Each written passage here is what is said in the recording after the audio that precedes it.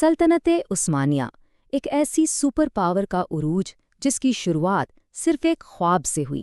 جی ہاں، ایک خواب جس نے دنیا کا نقشہ ہمیشہ کے لیے بدل کر رکھ دیا۔ تو سوال یہ پیدا ہوتا ہے کہ آخر ایک چھوٹا سا خانہ بدوش قبیلہ دنیا کے سب سے عظیم، سب سے مضبوط شہر کو فتح کرنے میں کامیاب کیسے ہو گیا؟ یہ وہ سوال ہے جو آج بھی تاریخ دانوں کو حیران کر دیتا ہے۔ اچھا، تو کہانی شروع ہوتی ہے 13ویں صدی کے اناتولیا سے، ایک ایسا دور جب ہر طرف افراتفری تھی، سلطنتیں ٹوٹ رہی تھیں، اور اسی ماحول میں عثمانیوں کا آغاز ہوا، بہت ہی معمولی، بہت ہی چھوٹا، لیکن پھر ایک خواب نے سب کچھ بدل دیا۔ قبیلے کے سردار عثمان نے ایک رات ایک خواب دیکھا۔ خواب کیا تھا؟ کہ شیخ کے دل سے ایک چاند میرے سینے میں اترا، اور پھر میرے جسم سے ایک بہت بڑا درخت نکلا جس کی شاخیں مشرق سے لے کر مغرب تک پھیل گئیں۔ اب سننے میں تو یہ صرف ایک خواب لگتا ہے، لیکن یہ محض ایک خواب نہیں تھا۔ دراصل یہ ایک پیشن گوئی تھی، ایک ایسی سلطنت کی جو دنیا پر حکمرانی کے لیے مقدر تھی، اور اس سلطنت کا سب سے بڑا انعام کیا تھا؟ قسطنطنیہ۔ بس اسی ایک خواب نے عثمانی رہنماؤں کی نسلوں میں ایک ایسی آگ لگا دی، ایک ایسی لگن پیدا کر دی جسے پھر کوئی نہیں روک سکا۔ لیکن دیکھیے، خواب کو حقیقت میں بدلنے کے لیے صرف خواہش تو کافی نہیں ہوتی ہے نا، اس کے لیے طاقت چاہیے تھی۔ انہیں ایک ایسی فوج کی ضرورت تھی جو ناقابل شکست ہو، جس سے کوئی روک نہ سکے۔ اور اسی ضرورت نے جنم دیا یانیچری کو۔ یانیچری کا مطلب ہے نیا سپاہی۔ یہ کوئی عام فوج نہیں تھی، یہ غلاموں پر مشتمل ایک ایلیٹ آرمی تھی جن کی وفاداری کسی اور سے نہیں، صرف اور صرف سلطان سے تھی۔ تو سوال یہ ہے کہ ایک یانیچری بنتا کیسے تھا؟ اچھا، اس کا پورا ایک نظام تھا۔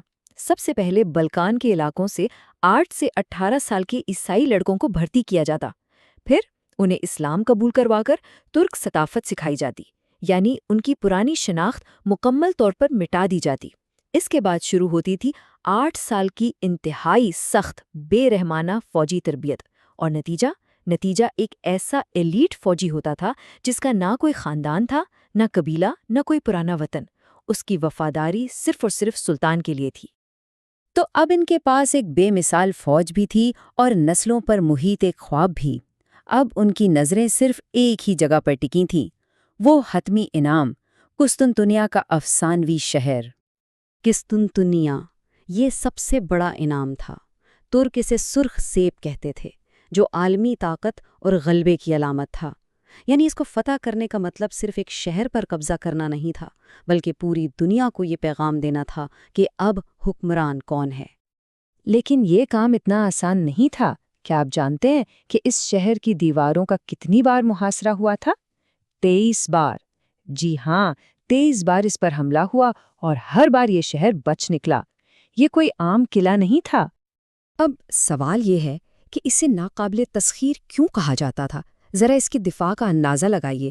سب سے پہلے تو ایک 50 فٹ چوڑی خندق، اسے پار کر لیا تو سامنے آتی تھی 4 میل لمبی 3 تہوں والی دیواریں، ایک کے پیچھے ایک۔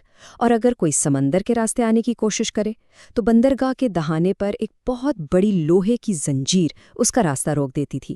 مطلب یہ شہر ہر طرف سے ایک ناقابل تسخیر قلعہ تھا۔ لیکن پھر منظر پر ایک ایسا نوجوان سلطان آیا جس کی لغت میں ناممکن کا لفظ ہی نہیں تھا۔ اس کے لیے یہ صرف ایک چیلنج تھا۔ اس کا نام تھا سلطان محمد دوئم، اور وہ اس جنون کو حقیقت میں بدلنے والا تھا۔ ذرا سوچئے، صرف 21 سال کی عمر۔ اس عمر میں سلطان محمد دوم وہ کرنے پر تلے ہوئے تھے جو بڑے بڑے بادشاہ نہیں کر سکے، یہاں تک کہ ان کے اپنے والد بھی اس میں ناکام رہے تھے۔ تو یہ ان کے لیے صرف ایک فوجی مہم نہیں تھی، یہ ایک ذاتی جنون بن چکا تھا۔ اور یہیں پر تاریخ کا رخ بدلنے والی غلطی ہوئی۔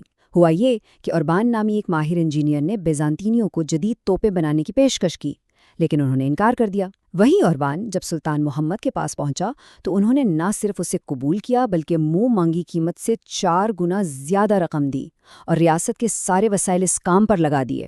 تو فرق صاف تھا، ایک طرف وہ سلطنت تھی جو خطرے کو سمجھ ہی نہیں رہی تھی، اور دوسری طرف وہ سلطان تھا جو ان دیواروں کو توڑنے کے لیے کچھ بھی کرنے کو تیار تھا۔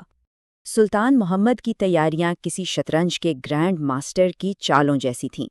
پہلے 1452 میں انہوں نے بوسفورس کے تنگ ترین حصے پر ایک قلعہ بنا کر شہر کی سپلائی لائن کاٹ دی۔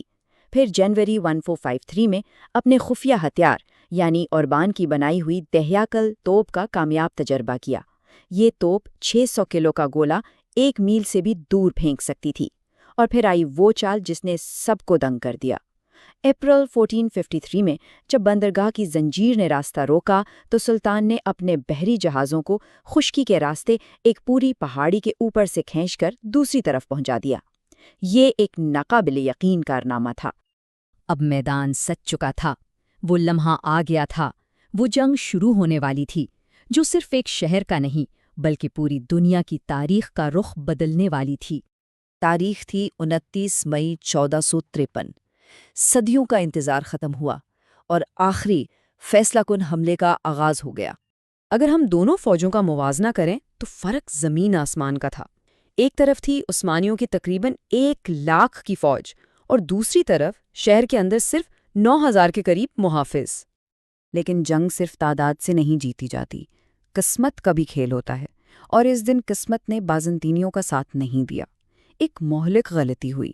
شہر کی دیوار میں ایک چھوٹا سا دروازہ جسے کرکوپوٹا کہتے تھے، وہ غلطی سے کھلا رہ گیا تھا۔